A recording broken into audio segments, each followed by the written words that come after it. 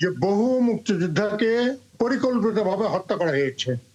Even অনেক মুক্তিযোদ্ধা তাদের সার্টিফিকেট ছিঁড়ে ফেলেছে একটা হলে এবং নিরাপত্তার লোকজনকে মারে। এবং সাইমন ড্রিঙ্ক কিন্তু বলেছিল যে ঢাকা ইউনিভার্সিটি থেকে 7,000 ছাত্রকে হত্যা করা হয় এবং তারা ঘুমন্ত অবস্থায় ট্যাঙ্ক টুঙ্ক নিয়ে সাজোয়া বাহিনী নিয়ে গুলি করে। এটা কি কোনো মানে তালিকা ধরে নাকি ঢালাও ভাবে? ঢালাও ভাবে অনেকে ঘুমন্ত অবস্থায় ছিল, মারা গেছে।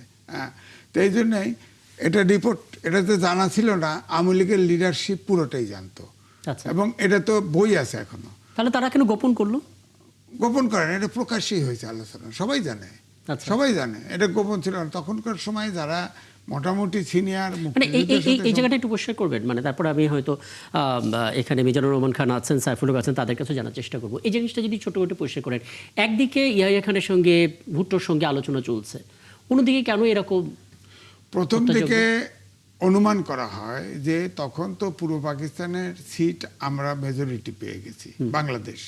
তখন স্বাভাবিকভাবেই পাকিস্তানের যে প্রধানমন্ত্রী সিস্টেম ছিল বা প্রেসিডেন্ট, তখন সেটা শেখ মুজিব হবে। কিন্তু সেটা কিন্তু ভুট্টো বা পাকিস্তানের শাসক এটা মেনে নেয় নাই। তখন ছাড় দিতে দিতে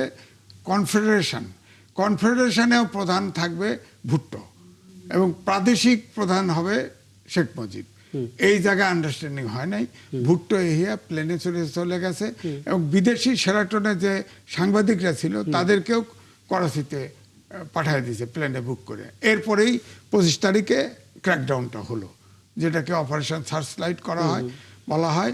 এবং ক্র্যাকডাউন নির্বিচারে হত্যাযজ্ঞ চলছে, এটা কোনো দেখা দেখি নাই, যা পাওয়া গেছে তাকেই হত্যা করছে। বুঝতে পারছি। এবং পুলিশ বিডিআর ইপিআর তারপর সব জায়গায় আক্রমণ করেছে। শেষ পর্যন্ত ঢাকা ইউনিভার্সিটিরও কয়েকটা হল আপনারা আক্রমণ করেছে, জগন্নাথ হল আক্রমণ করেছে, আরো কয়েক হল আক্রমণ করেছে। ইউনিভার্সিটিতেই 7,000 সাইমন ড্রিঙ্ক যে রিপোর্ট করেছিল টেলিগ্রাফে, সেখানে 7,000 শুধু ঢাকা ইউনিভার্সিটির ছাত্রদের হত্যা করেছিল। বুঝতে পারছি। আরো কথা হবে। আমি একটু মিজানুর রহমান খান বীর প্রতীক আপনার কাছে আসতে চাই এবং ধন্যবাদ জানাচ্ছি আপনি আমাদেরকে সময়টা দিচ্ছেন। আমি আপনার চোখ দিয়ে আসলে সেই সময়ের বর্ণনাটা একটু দেখতে চাই, একটু শুনতে চাই। আসলে মানে এই খবরটা কখন আসলে আপনাদের কাছে আসলো এবং আগে থেকে আপনারা কোনোভাবে আঁচ করতে পারছিলেন কিনা যে হানাদার বাহিনী এরকম একটা নারকীয় কাণ্ড করতে পারে, এবং তারা আসলে কেন করবে? মানে তারা আসলে ধরেই রেখেছে যে বাঙালি জাতি এখন মুক্তিযুদ্ধের দিকে যাবে, কাজেই মুক্তিযুদ্ধের দিকে যাওয়ার আগে পাঁজরটা ভেঙে দিয়ে যায়। মানে উদ্দেশ্যটা আসলে কি ছিল, আপনি যদি আমাদের একটু বলতেন। ধন্যবাদ 71 টিভি, ধন্যবাদ সাইফুল ভাই, ধন্যবাদ সিনিয়র সাংবাদিক আব্দুল আজিজ ভাই। মূলত মার্চের 1 তারিখে বোঝা গিয়েছিল যে ওরা রাজনৈতিকভাবে সমস্যাটা সমাধান করতে চাচ্ছে না। ওরা চাচ্ছে এটাকে জোর জবরদস্তি করে বাঙালিদেরকে দাবিয়ে রাখা। এটা হলো ওদের চিন্তা ভাবনা ছিল। আমার কথা কি স্পষ্ট বোঝা যাচ্ছে? আমি একদম স্পষ্ট শুনতে পাচ্ছি, আপনি বলুন। জি আচ্ছা, আপনার প্রথম 1 তারিখে যখন আপনার সংসদ অধিবেশন 3 তারিখে ডাকা হয়েছিল, আমরা ওইভাবে মানসিকভাবে প্রস্তুত ছিলাম। কিন্তু 1 তারিখে যখন সংসদ অধিবেশন স্থগিত করা হলো, আমরা তো তখন, আমি ইন্টারমিডিয়েট ফার্স্ট ইয়ারের ছাত্র, আমাদের বোঝার কথা না। কিন্তু যারা রাজনীতি করেন, যারা রাজনীতিকে বিশ্লেষণ করেন, তাদের বুঝে নেওয়া উচিত ছিল যে নির্ধারিত সংসদ অধিবেশন কেন বাতিল করা হলো, এর পিছনে নিশ্চয়ই একটা দুরভিসন্ধি আছে। কিন্তু এই দুরভিসন্ধি তারা ধরতে পারে নাই। আপনাকে বলি, আপনার 1 তারিখে যখন সংসদ অধিবেশন স্থগিত করা হলো, আমি তখন জয়দেবপুরে। আচ্ছা। আমার বড় ভাই নজরুল ইসলাম খান, এখন তিনি প্রধানমন্ত্রীর রাজনৈতিক উপদেষ্টা, কৃষি উপদেষ্টা, উনি আর আমরা তখন জয়দেবপুরে থাকি। আমি কলেজ থেকে এসছি, বাস থেকে নেমে দেখি জয়দেবপুর একদম শুনশান, কোন লোকজন, সব লোকজন চলে যাচ্ছে কোথায়। এটা আপনি মার্চের 1 তারিখের কথা বলছেন? এটা আমি 1 তারিখের কথা বলছি। আচ্ছা আচ্ছা, জি। তো মানুষের মধ্যে একটা ভীতি এসে গেছে যে কি এরপরে কি হবে, এরপরে কি হবে। এই যে ভীতিটা আসলো, আমাদের রাজনৈতিক নেতৃবৃন্দ এটা কেন বুঝতে পারলো না, এই প্রশ্নটা আমার এখনো আছে। তারপর আপনার ওখান থেকে আমি তখন ছাত্র ইউনিয়ন করতাম, আমি ছাত্র ইউনিয়নে ভাল বদ্রলম কলেজে কোষাধ্যক্ষ ছিলাম। আমরা ছাত্র ইউনিয়নের উদ্যোগে আমরা ট্রেনিং শুরু করার জন্য একটা আহ্বায়ক কমিটি করলাম, যেটা আমাকে আহ্বায়ক করে একটা কমিটি করা হলো। আমরা আমাদের লেভেল থেকে আমরা কিন্তু চিন্তা করেছি যে সশস্ত্র যুদ্ধ ছাড়া এখান থেকে মুক্ত হব না আমরা। এরপরে আপনার আজিজ ভাই বলেছেন যে শেখ মুজিবুর রহমান ইয়াহিয়া খানের সঙ্গে, জুলফিকার আলী ভুট্টোর সঙ্গে, শেখ মুজিবুর রহমানের সঙ্গে আরো ছিলেন ডক্টর কামাল হোসেন, আরো বড় বড় নেতারা ছিলেন, ইয়াহিয়া খানের সঙ্গে বড় বড় নেতারা ছিলেন, জুলফিকার ভুট্টোর সঙ্গেও তারা বসতেন। তারা এটা হলো পাকিস্তানের ছিল একটা চাল, এইভাবে সময় নষ্ট করা এবং ওদের রিএনফোর্সমেন্ট বাড়ানো, যেটা আমরা এখন বুঝতে পারি যে ওরা এই সময়টা নিয়েছিল প্রস্তুতি নেওয়ার জন্য। আপনি অবাক হয়ে যাবেন যে 25শে মার্চ রাত্রি যখন অপারেশন সার্চলাইট শুরু হলো,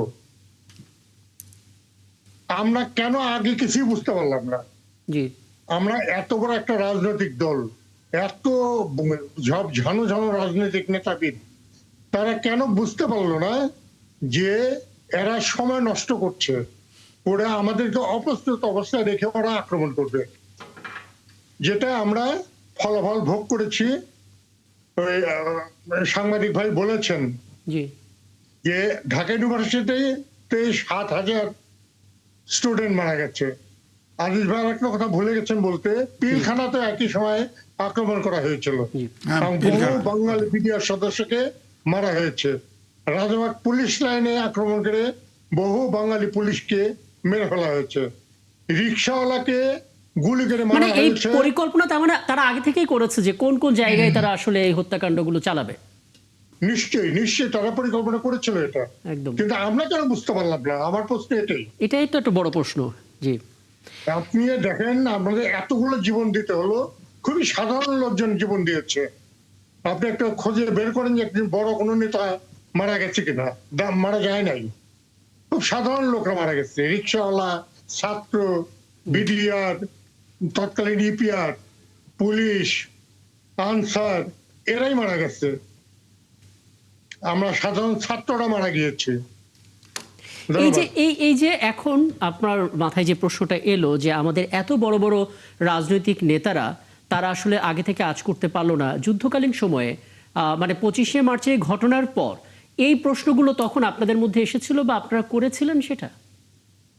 শোনেন, দেশ স্বাধীন হওয়ার পর, 71-এ দেশ স্বাধীন হওয়ার পর মুক্তিযোদ্ধাদেরকে রীতিমতো অবহেলা করা হয়েছে। আচ্ছা, রীতিমতো অবহেলা করা হয়েছে, বহু মুক্তিযোদ্ধাকে মেরে ফেলা হয়েছে। এটা সাইফুল ভাই খুব ভালো বলতে পারবেন যে বহু মুক্তিযোদ্ধাকে পরিকল্পিতভাবে হত্যা করা হয়েছে।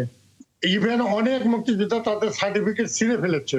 মানে আমরা বলে থাকি বাংলাদেশের ঐতিহাসিক বাস্তবতাগুলো যারা সরাসরি পর্যবেক্ষণ করেছেন বা প্রত্যক্ষ করেছেন এবং পরবর্তীতে রাজনীতিবিদ হিসেবে কাজ করেছেন, সেরকম প্রবীণ রাজনীতিবিদদের, কম সংখ্যক প্রবীণ রাজনীতিবিদদের মধ্যে আপনি একজন। কাজে আপনার কাছ থেকে কিছু ইতিহাস জানানোর সুযোগ আমাদের হয়। দুটো বিষয় একটু জেনে নিতে চাই আপনার কাছ থেকে। প্রথমত, আমাদের শীর্ষ নেতৃত্বে যারা ছিলেন, যাদের কথা আমরা আসলে ইতিহাসের পাতায় বারবার শুনছিলাম, তারা কি আসলে নেগোসিয়েশনে আলোচনায় কোনোভাবে ব্যর্থ হয়েছেন বলে আসলে এই 25শে মার্চের ঘটনাটা ঘটেছে? তারা আসলে কি এই বিষয়টা আঁচও করতে পারেননি যে এরকম একটা হত্যাযজ্ঞ হতে যাচ্ছে? আর দ্বিতীয় বিষয় যেটা মিজানুর রহমান খান বলেছেন যে যুদ্ধ পরবর্তী সময়ে এসে মুক্তিযোদ্ধারা অবহেলার শিকার হলেন, এই বাস্তবতাটা আসলে কেন হয়েছিল? জি, আপনাকে ধন্যবাদ। আমি এখানে উপস্থিত আছেন শ্রদ্ধাভাজন আমাদের মিজান ভাই, আমাদের একজন বড় মুক্তিযোদ্ধা। এখানে আজিজ ভাই, প্রিয় সাংবাদিক বন্ধুবর, তিনি উপস্থিত আছেন, দর্শক শ্রোতারা আছেন। আমি শুরুতে একটু গভীর শোক জানাতে চাই যারা আজকে যে রাজবাড়ির দৌলদিয়া ঘাটে যে মর্মান্তিক দুর্ঘটনায় যদি বলি অথবা কাঠামোগত যদি হত্যাকাণ্ডই বলি, যেভাবে প্রায় 50 জন যাত্রী ধনুষ সলিল সমাধি হলো, কয়েকজন হয়তো কোনো রকমে তারা হয়তো বা বেঁচে উঠেছেন। আমি খুব গভীরভাবে আমাকে জানার পর থেকে আমি খুবই একেবারে শোকার্ত অবস্থায় আছি। এটা আমি স্বীকার করতে কোনো দ্বিধা নেই। এগুলোকে মেনে নেওয়াটা খুবই কঠিন। আজকে দিন ধরলে গত 7-8 দিনে প্রায় 250 মানুষ যদি আজকে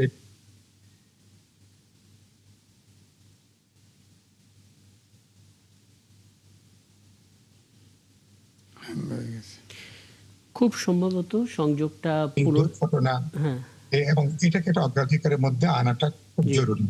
আপনার অনুষ্ঠানের মাধ্যমে এটা আমি কথাটা বলতে চাই। আর আপনি আমাকে সরাসরি আজকে তো ধরুন 25শে মার্চের যে কালো রাত্রি, যেটা আমরা বলে আসছি, যেটা আমাদের বলতে পারেন দ্বিতীয় মহাযুদ্ধের পরে সবচেয়ে বড় ঠান্ডা মাথার যে হত্যাকাণ্ড, আর যেটাকে জেনোসাইড হিসাবে মানে আমরা অনেকে এটাকে বিশ্বব্যাপী আখ্যায়িত করছি। হয়তো আন্তর্জাতিক স্বীকৃতি নানা কারণে আমরা পাইনি, কিন্তু এটা একটা জনগোষ্ঠীকে পুরোপুরি যেভাবে বলতে পারেন তাকে বিনাশ করবার জন্য যে পরিকল্পিত ঠান্ডা মাথার যে আক্রমণ, চূড়ান্ত নৃশংসতা, এটা তো তার একটা বলতে পারেন গত শতাব্দীর সবচেয়ে বড় একটা। আমাদের নেতারা তারা জানতেন যে পাকিস্তানিরা বিশেষ করে 1 মার্চের পর থেকে 71 সালে যখন তারা পার্লামেন্ট অধিবেশন ডাকতে অস্বীকার করলেন, পুরো ব্যাপারটাকে যখন তারা সংঘাতের দিকে নিয়ে যাচ্ছেন, তখন থেকে আশঙ্কাটা ছিল যে তারা আর কোনো আলাপ আলোচনা, বোঝাপড়া অথবা নেগোসিয়েশনের পথে, যেটা একটু আগে মিজান ভাই যেটা উল্লেখ করছিলেন, রাজনৈতিক সংকটটাকে রাজনৈতিকভাবে সমাধান করতে না চাওয়াটা ইঙ্গিতটা খুবই স্পষ্টতই ছিল।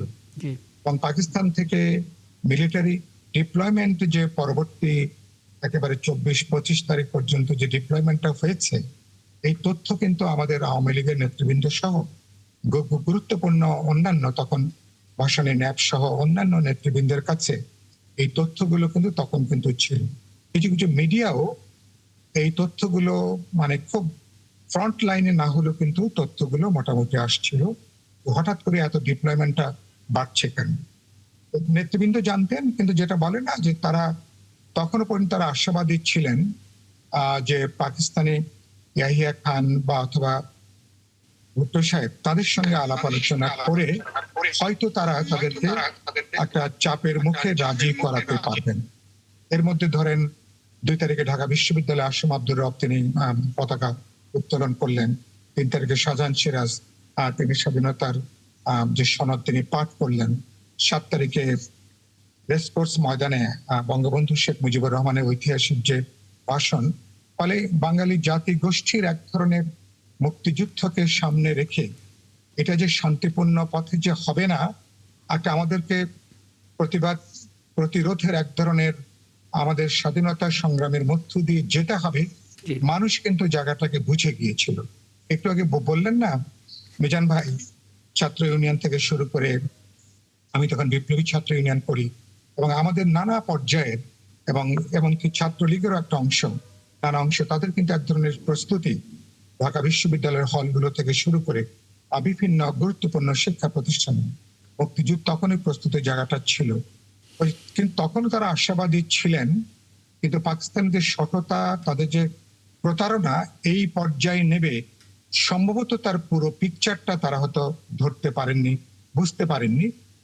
কিন্তু এটা তাদের নির্বুদ্ধিতা বলি অথবা ঘটনাগুলোকে আমলে না নেবার তাদের যে দূরদৃষ্টির যে অভাব অথবা প্রজ্ঞার অভাব, সেটা হয়তো বা কাজ করতে পারে বলে আমার ধারণা।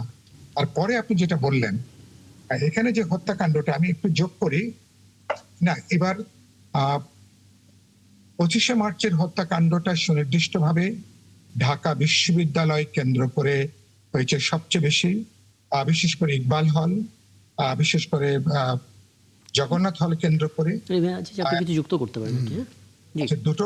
3 নম্বর হচ্ছে আমাদের এখানে ইস্ট বেঙ্গল রেজিমেন্টের যে 6টা কন্টিনজেন্ট তখন এখানে কাজ করছিল। আমাদের এখানে রাজারবাগ পুলিশ লাইন, আমাদের এখানে পিলখানা, আমাদের এগুলো ছিল কিন্তু আক্রমণের প্রধান কেন্দ্র আমাদের এখানে। অর্থাৎ মানে বাঙালি যেখানে সংখ্যাগরিষ্ঠ যারা সদস্যরা আছেন ইস্ট বেঙ্গল রেজিমেন্টে বা আমাদের পুলিশের ক্ষেত্রে, তাদেরকে ডিজার্ম করার ক্ষেত্রে তাদের খুব ঠান্ডা মাথায় এগুলো কিন্তু আক্রমণের প্রধান জায়গাটা ছিল। তারপরে যেহেতু কিছু বস্তিবাসী সাধারণ রিক্সা শ্রমিক তারা সেখানে মারা গেছেন, ছাত্ররা সেদিন মারা গেছেন একেবারে খুবই পরিকল্পিত ঠান্ডা মাথায়। কেবলমাত্র যেটা বললেন যে আপনার অ্যাসোসিয়েট প্রেসের সাংবাদিক, তিনি তো যেটা বললেন যে কমপক্ষে 7,000 কেবলমাত্র ঢাকা শহরেই 25 তারিখের এই কালো রাত্রে মানে অপারেশন সার্চ লাইটের মধ্য দিয়ে যেটা 9,000 এবং যেটা টেলিগ্রাফ যে লাইনটা করে 7,000 স্লটার শব্দটা খুব গুরুত্বপূর্ণ। মানে মানুষকে যখন জবাই করা হয়, তো স্লটার যখন আমরা পশুকে জবাই করি এই শব্দটা তখন কিন্তু ব্যবহার করা হয়। এবং আপনি খেয়াল করবেন যে খবরের কাগজে ডেইলি টেলিগ্রাফের এই তাদের যে একেবারে শিরোনামটা কিন্তু খুব গুরুত্বপূর্ণ। তার মানে এটা সাধারণ কোনো হত্যাকাণ্ড না, এর মধ্যে নৃশংসতা, এর মধ্যে বর্বরতা, এর মধ্যে হিংস্রতা এবং এক ধরনের প্রতিশোধ পরায়ণতা পাকিস্তানি এই যে সেনাবাহিনী বা জান্তাদেরকে এরকম একটা জায়গায় নিয়ে যাওয়া হয়েছে বাঙালিদেরকে আক্ষরিকতা নিধন করার একটা উদ্দেশ্যের জায়গাগুলো থেকে, যেটা পরবর্তীকালে আপনি জানেন যেটা আমার একটা মুক্তিযুদ্ধে, যেটা একটা সশস্ত্র মুক্তিযুদ্ধে তখন এটা রূপ নেয়। আর পরের প্রশ্ন যেটা আপনি আমাকে বললেন 72 সালের পরে এখানে অ্যাকচুয়ালি ক্ষমতায় 16 ডিসেম্বর আমি এখানে জনাব সাইফুল হক আপনাকে একটু থামাই। আমি আসলে 72 সালের ওই সময়টা নিয়ে একটু পরে আপনার কাছে আসব। তার আগে যে সমস্ত পয়েন্টগুলো বললেন সেগুলো নিয়ে যদি আমি আরেকবার জনাব এম এ আজিজ আপনার কাছে আসি, বরাবরই জনাব সাইফুল হক খুব চমৎকার করে আসলে ইতিহাসের বর্ণনাগুলো দেন, যে কারণে আসলে পুরোটা না শুনলে অনেক কিছু জানা যায় না। একটা বিষয় তো আসলে অনেকেই জানতে চাইবেন, ইতিহাস যেটা ঘটে সেটা লিপিবদ্ধ রাখার পর রাজনৈতিক প্রভাব হোক কিংবা সুযোগ সন্ধানীদের পাল্লাই হোক, বারবার সেটা বিকৃত হয়। এক ঘোষক নিয়ে আসলে যে এই নাটকটা আমরা দেখেছি গেল 17টা বছর ধরে বিভিন্ন সময়, আমরা আসলে এটা নিয়ে গবেষণা করব নাকি ইতিহাস বিকৃত ব্যাপারটাকে ঠিকঠাক করব? মানে এটা একটা অদ্ভুত রকমের বাস্তবতা। কি দেখেন, মুক্তিযুদ্ধের ইতিহাস নেই, তার আগে আমি বলে নেই একটু পয়েন্ট বাদ গেছে। ধরেন পুলিশ, ইপিআর, পিলখানা এগুলো তো আছেই, ছাত্ররা আছেই। এরপরে কিন্তু আইয়ুব খান এবং ভুট্টো এরা পরিকল্পিতভাবেই তারা প্ল্যান করছিল আলোচনা ফেল করবে, তারা ক্র্যাকডাউন করবে। তখন বলা হয় সোয়াত জাহাজ আসছিল চিটাগাং পোর্টে, সেখানে 9,000 টন অস্ত্র ছিল। হ্যাঁ, এটা আনলোড করতে পারে নাই, সবকিছু মিলে 9,000 টনের জাহাজ আসছিল, ভিড়ছিল।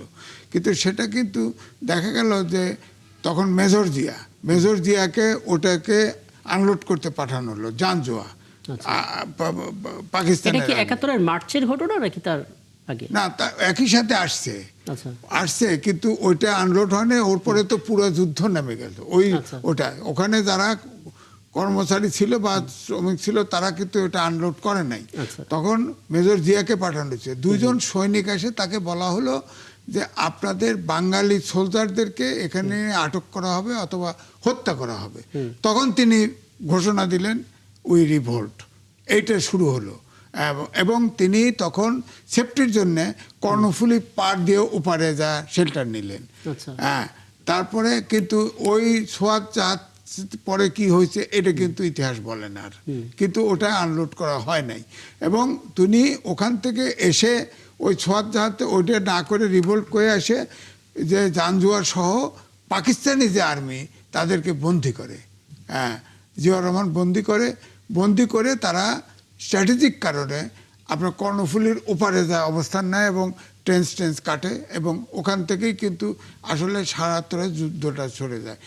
মোশাররফ ছিল, তারপরে আপনি জানেন যে আপনার তখন ইপিআরের ওই জায়গার প্রধান ছিল ওই যে মেজর আপনার রফিকুল ইসলাম, তিনিও ছিল। এখন বিষয়টা হচ্ছে আমাদের যে মূল ঘাটতিটা, এই এত বড় যুদ্ধ, যে যুদ্ধ দেখে নাই, যার বাবা দেখে নাই, যার দাদা দেখে নাই, সে কল্পনা করতে পারবে না কত বিভৎস কাণ্ড। এবং আওয়ামী লীগের লোকরা পলিটিক্যালি, যেটা আপনার মিজান ভাই বলছে, পলিটিক্যালি তারা ফোরকাস্ট করতে পারে নাই, কল্পনাও করতে পারে নাই এরকম ট্র্যাপে পড়তে যাচ্ছে তারা। আপনার তারা অর্থাৎ ভুট্টোর পুরো প্ল্যান ছিল, এহিয়ার প্ল্যান ছিল এটা ক্র্যাকডাউন করে দমন করে জাতিকে আপনার, বিশেষ করে তখনকার পূর্ব পাকিস্তান দমন করা হবে।